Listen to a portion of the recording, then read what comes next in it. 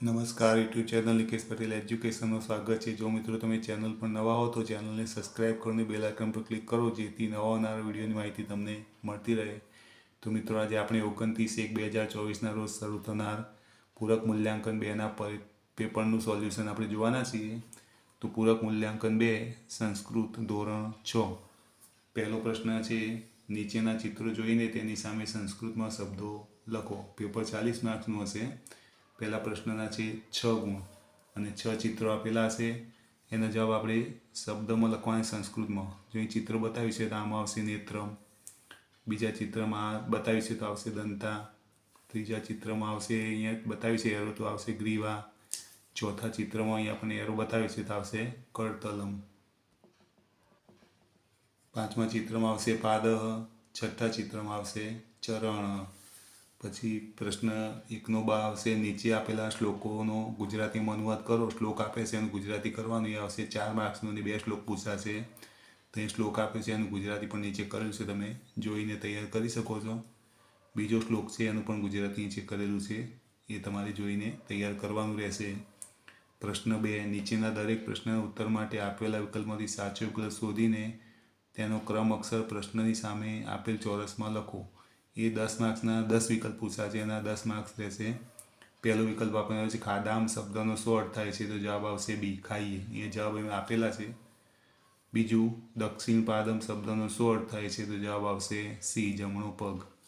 ત્રીજું, રાજીવ કાલિયાવાદને ગૃહમ ગચ્છતિ, જો જવાબ આવશે બી પંચ। ચોથો વિકલ્પ છે રાજીવ કદા વિદ્યાલયમ આગચ્છતિ, તો જવાબ આવશે એ પ્રતિદિનમ।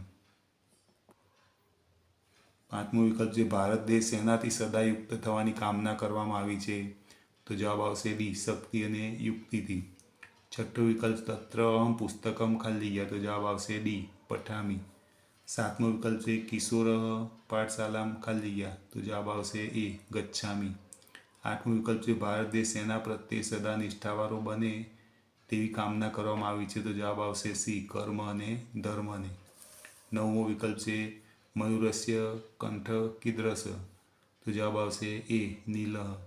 10મો વિકલ્પ છે ભારત દેશસ્ય દક્ષિણે કહ સાગર, તો જવાબ આવશે બી હિન્દ મહાસાગર।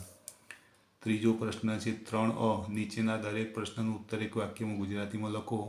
એ 6 માર્ક્સના આવશે અને 3 પ્રશ્નોના જવાબ આપવાના રહેશે।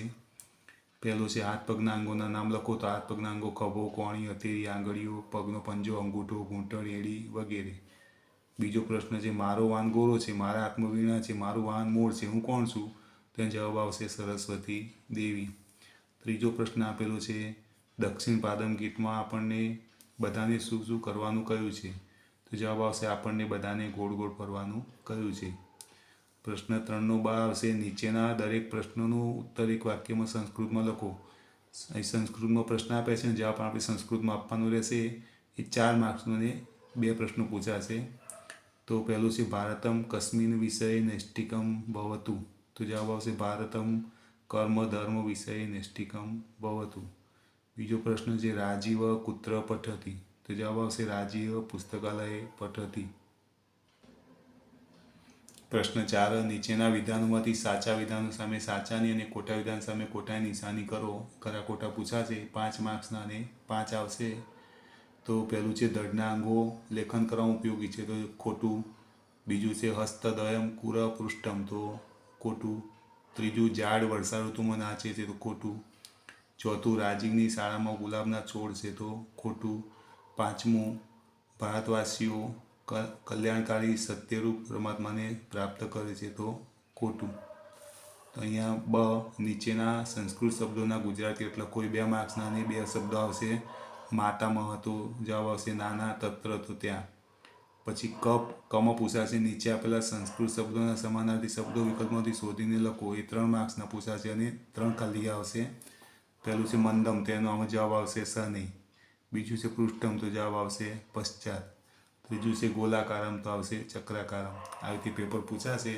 આ પેપર તમે પ્રેક્ટિસ માટે છે, આમાંથી પ્રેક્ટિસ કરવાની અને ઘણું બધું આમાંથી પૂછાશે। તમે 40માંથી 40 માર્ક્સ પણ લાવી શકો, તો આમાંથી તૈયારી કરવી। જો મિત્રો તમને વિડીયો ગમ્યો હોય તો વિડીયોને લાઇક કરો, કમેન્ટ કરો, શેર કરો અને ચેનલને સબસ્ક્રાઈબ